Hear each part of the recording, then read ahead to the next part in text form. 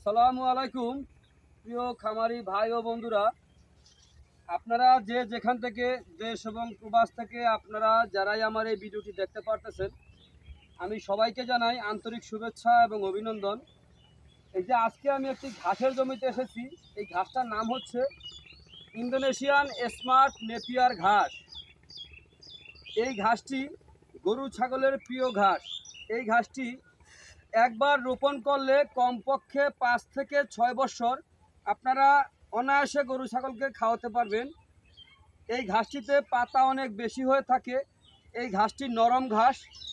এই ঘাসটিতে পাতা কী পরিমাণে হয়ে থাকে সেটা আমি আপনাদেরকে দেখাচ্ছি। আর এই ঘাসটিতে আপনার গরু ছাগল ভেড়া মহিষ সকল প্রাণীকে এই ঘাসটি খাওয়াতে পারবেন। কিন্তু এই ঘাসটি শক্ত হয় না, এই ঘাসটি নরম থাকে।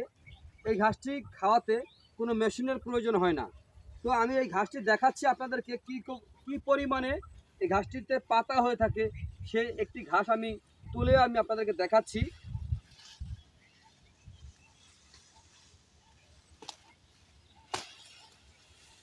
এই যে দেখেন, এখানে একটি ঘাস আমি তুলেছি। এখানে দেখেন পাতা, এখান থেকে কিছু 3-4টি পাতা শুকিয়ে গেছে। তো দেখেন এই ঘাসটি কত বড়, পাতাগুলি কত বড় বড় হয়েছে, চড়া হয়েছে। কিন্তু আমি এই ঘাসটি গোড়া থেকে ছিঁড়ি নাই, আমি কিন্তু মাছ বরাবর থেকে ছিঁড়েছি, এই কারণে ছোট দেখাচ্ছে। কিন্তু দেখেন এই ঘাসটা কিন্তু এখন মোটামুটি কম হয় নাই, প্রায় 4.5 ফিটের মতো লম্বা হয়ে গেছে। এই ঘাসটি যদি আপনি রোপণ করতে চান তাহলে জমি প্রস্তুত করবেন কিভাবে, সেই বিষয়ে আমি কিছু কথা বলবো। যখন যে জমিতে আপনারা এই ঘাসটি রোপণ করবেন সেই জমিতে যতটুকু সম্ভব আপনার গোবর থেকে যে জৈব সার তৈরি হয় সেই গোবর সারটা আপনারা ভালো করে ছিটিয়ে দিবেন। দেওয়ার পর যতটুকু দিতে পারেন, এটা কোনো নির্ধারিত কোনো নাই, যত দিতে পারেন তত কিন্তু আপনি উপকার পাবেন। এই ঘাসটিতে কোনো বিচি হয় না, এই ঘাসটিতে হয়ে থাকে কাটিং। এই ঘাসের কাটিংগুলিতে আপনার গিটগুলো থাকে এরকম। এই দেখেন গিটগুলো এরকম থাকে, ছোট ছোট গিট, কাছাকাছি গিট, 2 সাইড থেকে আপনার পাতাটা গজায়। তো এই ঘাসের যদি একটি কাটিং আপনি সর্বোচ্চ আপনার যেমন এই যে 1, 2, 3, 4 এই 4টি অথবা 5টি গিটের যদি কাটিং আপনি রোপণ করেন, প্রথমে এই 4 থেকে 5টি কাটিং যদি গিটের যদি 70, 80, 100 এরকমভাবে আপনার চারা কিন্তু গজিয়ে থাকে। তো যখন আপনি এটা একবার কাটবেন, প্রতিটি কাণ্ড থেকে আপনার একটি যে ঘাসটা যেখান থেকে কাটবেন সেই যেই গোড়াটা আপনার থাকবে নিচে, ওই গোড়াটা থেকে 2টা 3টা করে আপনার চারা বেশি করে আপনার হবে। একবার কাটবেন আবারও বেশি হবে, আবার কাটবেন আরও বেশি হবে, যত কাটবেন ততই বেশি হবে। এই হচ্ছে ইন্দোনেশিয়ান স্মার্ট নেপিয়ার ঘাস। এই ঘাসটিতে আপনার 22 থেকে 25% প্রোটিন রয়েছে। এই ঘাসটি খুব সহজে গরু ছাগল খেয়ে থাকে।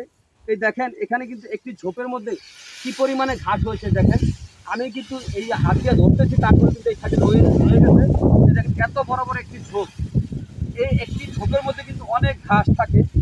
তো এই কাঁচা ঘাস যদি আপনারা গরুকে খাওয়াতে পারেন তাহলে আপনার, বিশেষ করে এই ইন্দোনেশিয়ান স্মার্ট নেপিয়ার ঘাসটি যদি আপনারা গরু ছাগলকে খাওয়াতে পারেন, বাজার থেকে আপনার দানাদার খাদ্য আপনার ক্রয় করতে হবে না, কারণ এই ঘাসটিতে প্রচুর পরিমাণে ভিটামিন ও প্রোটিন রয়েছে। এই ঘাসটি খাওয়ালে দানাদার খাদ্য বাজার থেকে কিনতে হবে না। কিন্তু এই ঘাসটি খাওয়ালে আপনার গরু ছাগলের আপনার দুগ্ধজাতীয় গাভী আপনার দুধ বেশি হবে, অথবা ষাঁড় গরুর আপনার মাংস বৃদ্ধি হয়ে থাকে এই ঘাসটি খাওয়ালে। তো দুধ ও মাংস বৃদ্ধির জন্য আপনারা অবশ্যই ইন্দোনেশিয়ান স্মার্ট নেপিয়ার ঘাসটি রোপণ করবেন, তাহলে আপনারা খুব সহজে আপনাদের খামারে সফলতা অর্জন করতে পারবেন। তো যাই হোক, যদি আপনাদের এই ইন্দোনেশিয়ান স্মার্ট নেপিয়ার ঘাস যদি আপনারা এখনও রোপণ করে নাও থাকেন তাহলে আজই আমাদের স্ক্রিনে দেওয়া নাম্বারে যোগাযোগ করবেন। যদি আমার এই ভিডিওটি আপনাদের ভালো লেগে থাকে তাহলে আমার চ্যানেলটিকে সাবস্ক্রাইব করবেন, বেশি বেশি করে শেয়ার করবেন। তো আজ এখানে এ পর্যন্তই। সবাই ভালো থাকবেন, সুস্থ থাকবেন। আল্লাহ হাফেজ।